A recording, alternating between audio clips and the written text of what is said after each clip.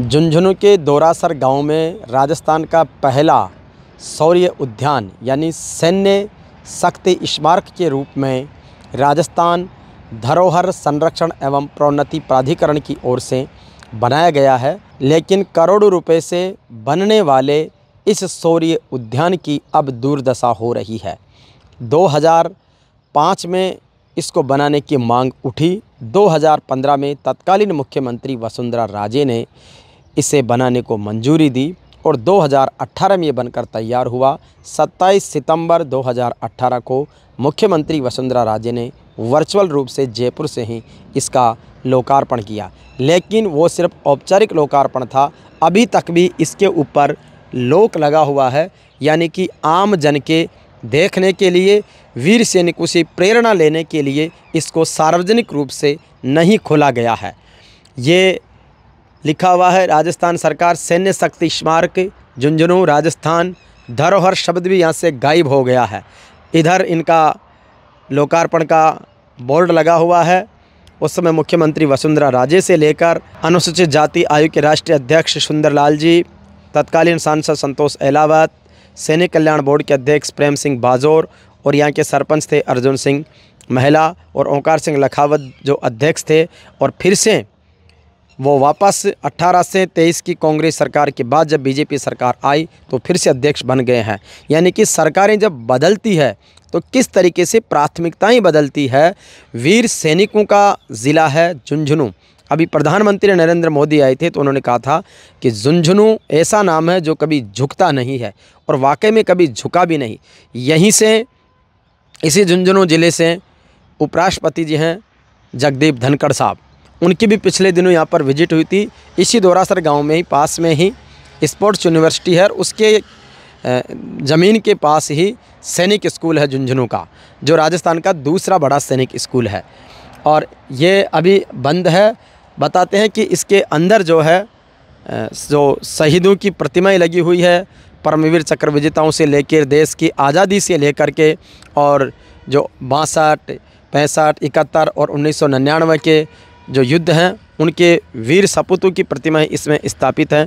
झुंझुनू ज़िले से संबंधित विभिन्न प्रकार के जो शौर्य सम्मान प्राप्त सैनिक हैं उनकी प्रतिमाएं हैं। देश की आज़ादी का इतिहास है, इसके साथ ही देश के महापुरुषों का इतिहास है, लेकिन उससे अभी तक सब अनजान है क्योंकि कोई भी अंदर जाकर देख सकने की स्थिति में नहीं है। ये 20 बीघा में तैयार किया गया है। आप इसके बाहर का परिसर देखेंगे तो झाड़ झंखाड़ों से पड़ा है। इसमें ये समझो कि 2015 में जब ये बनना शुरू हुआ और 18 में बन गया, उसके बाद से पिछले दिनों मेरे एक गांव वाले से बात हुई। उन्होंने बताया कि जैसे ही सरकार बदली, ये गेट का अधूरा काम छोड़ के ठेकेदार चला गया कि साहब मुझे पैसा नहीं मिलेगा और मैं लाखों करोड़ों के दिवाले में चला जाऊंगा। मतलब सरकारों पर इतना सा भी लोगों को विश्वास नहीं है। अभी जब ये चर्चा में आने लगा, 27 जून को मुख्यमंत्री भजनलाल शर्मा झुंझुनू आए थे एक जनसभा में सामाजिक सुरक्षा पेंशन के कार्यक्रम में। उस समय भी दैनिक भास्कर राजस्थान पत्रिका के मेन लीड की स्टोरी बनी थी कि शौर्य उद्यान इंतज़ार कर रहा है सरकार के बजट का और उसके खुलने का। तो ये 20 बीघा में है। ये इसकी 4 दीवारी की हुई है जिसमें झाड़ झंखाड़ पड़े हैं। अब जाकिर जब बार बार मीडिया में आने लगा है और सरकार तक ये बात पहुँची है, तब ये इसके आंकड़े और झाड़ झंखाड़ कुछ काटकर इसको ठीक सफाई की ओर कदम बढ़ने लगा है। ये बिल्कुल मेन स्टेट हाईवे पर है जो झुंझुनू से आगे इधर गुड़ागोड़ होते हुए खंडेला, श्री माधोपुर, रिंगस, जयपुर जा रहा है। और इसके साथ ही यहाँ पर अब देख लो कि 2015 में जब बना और 18 तक ये बन गया था, उसके बाद से ये बिल्कुल खंडर की तरह पड़ा है।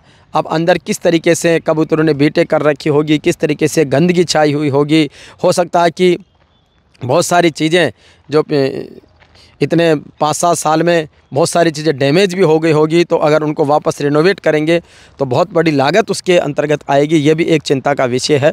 इसके साथ ही इसका अभी तक सुरक्षा की दृष्टि से भी दोनों तरफ के गेट बिल्कुल खुले पड़े हैं। कोई भी आवारा जानवर आए या कई बार नशेड़ी लोग आकर के यहाँ पर शराब पीते हैं, उत्पात मचाते हैं। कई सारी खाली बोतलें यहाँ पर मिली है और इसके अलावा गंदगी का ढेर लगा है। इधर वाला जो रास्ता है जो सैनिक स्कूल की तरफ जाता है, उस रास्ते पर तो बहुत सारी गंदगी, आसपास के लोग शायद कचरा भी इसमें डालते हैं।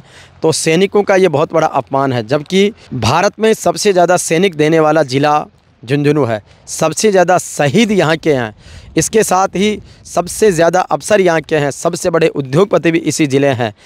और इसके साथ ही देश के सर्वोच्च सेवाओं में, चाहे वो IAS हो, IPS हो, उसके अंतर्गत भी यहाँ के लोगों का बहुत बड़ा योगदान है। लेकिन शायद उन तक ये खबर नहीं पहुँची, या फिर वो उदासीन हो गए हैं कि जो सैनिक सबकी शान है, उन सैनिकों के स्मारकों को इस तरीके से बदहाल स्थिति में छोड़ा गया है। तो ये अपने आप में बेहद चिंताजनक है। अब मैं आपको बताता हूँ कि अंदर तो वो लॉक है, तो इसलिए उसमें अंदर प्रवेश नहीं कर सकते, लेकिन ये बाहर का है। अब आप देखो कि ये 12 सैनिक के मुद्राएं अलग अलग दिखाई गई है कि जब कोई भी सोल्जर जब जाता है तो वो किस तरीके से ट्रेनिंग करता है। तो उसके लिए ये एक इंडिकेटर के रूप में बनाए गए थे, ये 1 2 3 4 5 6 7 8 9 10 11 12, लेकिन उनके भी जो स्ट्रक्चर है वो टूट गए हैं। ये देखो, किसी की बंदूक कहाँ पड़ी है, किसी की टोपी कहाँ पड़ी है, ये बंदूक यहाँ पर गिरी पड़ी है, ये सैनिक का जो स्ट्रक्चर है वो यहाँ पर गिरा पड़ा है कचरे में, ये इधर किसी की टोपी गिरी है, किसी की बंदूक गिरी है, किसी का बेल्ट गिरा है। यानी कि उनके जो चीज़ें हैं वो सारी, ताज्जुब की बात है कि वहाँ पर लोहे के वहाँ से निकल कर और ये यहाँ तक, और हो सकता है कि धीरे धीरे कोई कबाड़ी इनको ले जाएगा तक, यानी कि कुछ तो यहाँ से चोरी भी हो गए हैं, कुछ यहाँ पर पड़े हैं। तो सरकार को ध्यान देने की सख्त आवश्यकता है। सैनिकों के सम्मान की बात है, रक्षा पर सबसे ज़्यादा देश का बजट खर्च होता है, लेकिन यहाँ पर कुछ 1 लाख और करोड़ रुपए खर्च करके इतने सुंदर इस चीज़ को ये शुरू नहीं करवा पा रहे हैं। ये बहुत बड़ी, इस बार झुंझुनू में विधानसभा उपचुनाव भी है, उसमें भी ये बहुत बड़ा मुद्दा बनना चाहिए, और उपचुनाव से पहले सरकार को ध्यान दे करके इसको चालू करवाना चाहिए, ताकि, क्योंकि ये राजस्थान का पहला शौर्य उद्यान है जिसमें सैनिकों की विशेष गाथाओं को समेटा हुआ है। यहाँ पर ज़रूरत है कि एक तो प्रॉपर तरीके से मैनेजमेंट कमेटी हो, इसके साथ ही 10 से 12 गार्ड की व्यवस्था हो और एक टूरिस्ट गार्ड की व्यवस्था हो। ऐसी एजेंसी इसको संचालन करने के लिए तैयार हो जो 2.5 से 3 लाख रुपए महीने का वेतन स्थायी कर्मचारियों को दे सकती हो।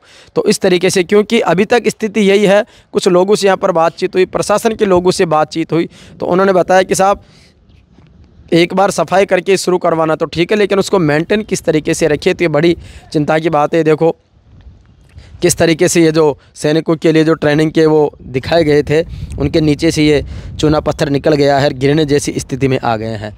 यहाँ पर पानी भरा है, मतलब बरसों से इसकी किसी ने सुध नहीं ली है।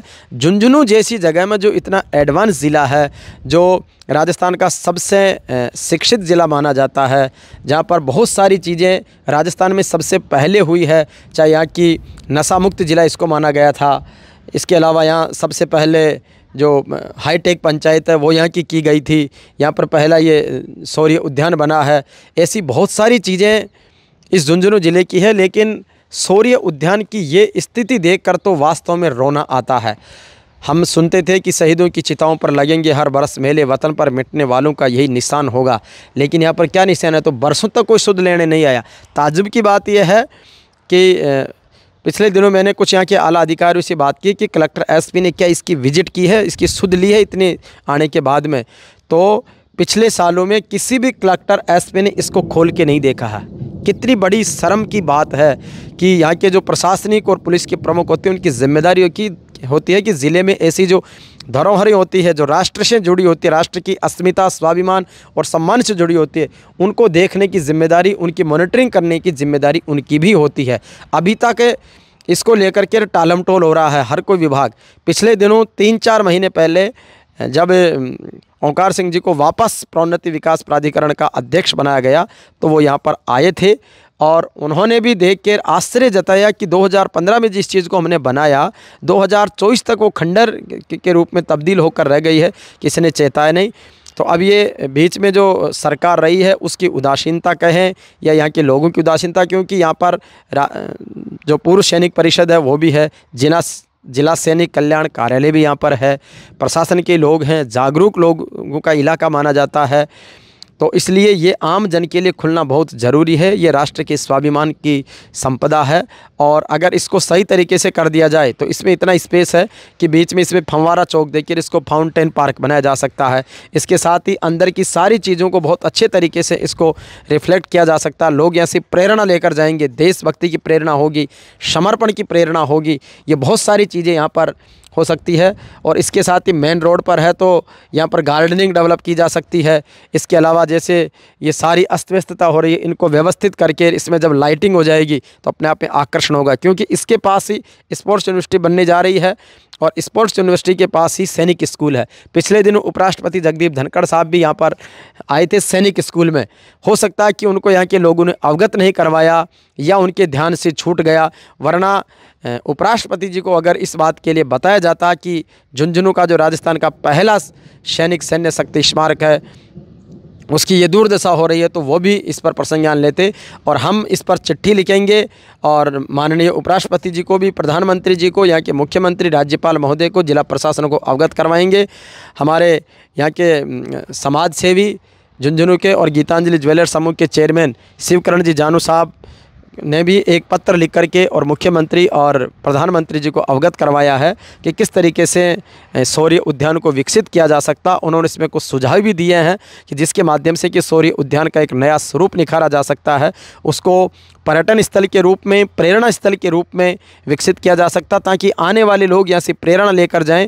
और इसके साथ ही इसके मेंटेन के लिए वो प्रॉपर तरीके से एक रेवेन्यू का प्रोसेस भी उन्होंने बताया कि अगर कोई भी सरकारी एजेंसी इसको संभालेगी तो व्यवस्थित रूप से संभाले और उसके बाद में उसका एक प्रॉपर तरीके से सिस्टम डेवलप हो जाए, ताकि उसके कुछ रुपए टिकट भी निर्धारित किए जा सकते हैं, जिसके माध्यम से इसका मेंटेनेंस का खर्चा यहीं से मेंटेन हो जाएगा। क्योंकि जितने भी बड़े पैनोरमा बने थे उस समय, चाहे वो खरनाल में तेजा जी का तो वहाँ की समिति संभाल रही है, हमारे धन्ना भगत जी का बना टोंक में तो वहाँ गुरुद्वारे की समिति उसको संभाल रही है, भगवान देवनारायण का बना तो वहाँ की मंदिर समिति उसको संभाल रही है। तो यहाँ पर भी चाहे यहाँ की पूर्व सैनिक परिषद को संभाला दिया जाए, जिला सैनिक कल्याण कार्यालय को संभाला दिया जाए, या इसकी स्पेशल एक शौर्य उद्यान की संधारण समिति बना दी जाए और उसमें जिम्मेदार लोगों को रख दिया जाए, कुछ बजट दे दिया जाए ताकि वो इसका प्रॉपर तरीके से मेंटेन कर सकती है।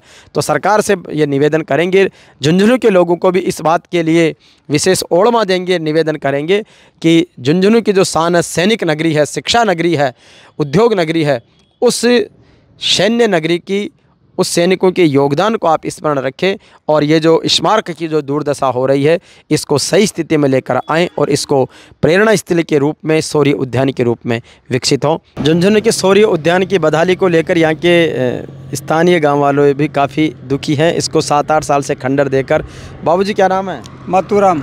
अच्छा, आपके 7-8 साल से ये शौर्य उद्यान खंडर पड़ा है? बिल्कुल, इसकी कोई संभालने, कोई आदमी ने छोड़ा।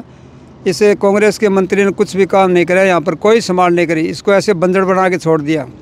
तो अब क्या उम्मीद है? अब उम्मीद है सरकार से, हमारी यही गुजारिश है कि काम चलेगा। अभी इसकी संभाल हुई है, जैसे भी चलिए, यहाँ पर डेली आते हैं अफसर भी। अगर ये 7-8 साल पहले शुरू हो जाता तो? पहले होता तो बहुत समझ हो जाता है। ये झुंझुनू जिला एक ऐसा जिला है राजस्थान के अंदर, पहला नंबर इसका ये हर चीज़ में है जी। और हम यही चाहते हैं, इस चाहने के बावजूद हमने ये जगह यहाँ पर सरकार को, सरकार की जगह सरकार को ही हमने सौंपी, हमारे पास थी, हमने सरकार को, बावजूद भी सार संभाल नहीं करी। फिर हमारे दुख होता है, तो उस बात का बहुत बड़ा दुख होता है। तो ये काफ़ी दुखी है। भाई साहब, आप भी कुछ कहना चाहेंगे? मैं तो ये कह रहा हूँ कि ये वसुंधरा सरकार में तो ये बना, फिर ये कांग्रेस की सरकार आ गई, कांग्रेस की सरकार ने इसका भट्ठा बैठा दिया।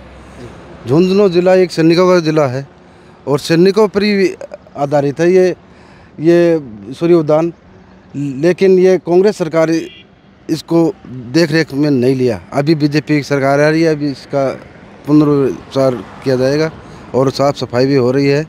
बस यही कहना चाहता हूँ।